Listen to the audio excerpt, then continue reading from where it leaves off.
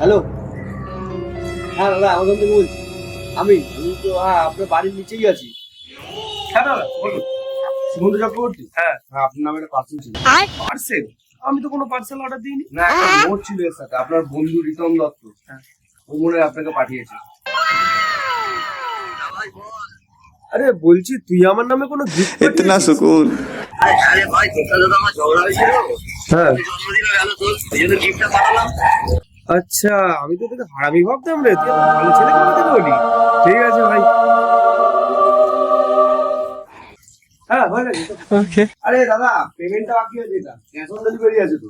বাইগান payment? হ্যাঁ, cash on delivery. Payment করেনি? না, করে আপনি কল করছেন সেটি এখন সুইচ অফ আছে। কি হারামি ছেলে, ফোন সুইচ অফ করে দিল। এই দাদা, পার্সেল দেবো না। কি বলছেন? 2 টাকা জানতো, ফালতু টাইম নষ্ট করার আপনার চক্করে পড়লাম এটা।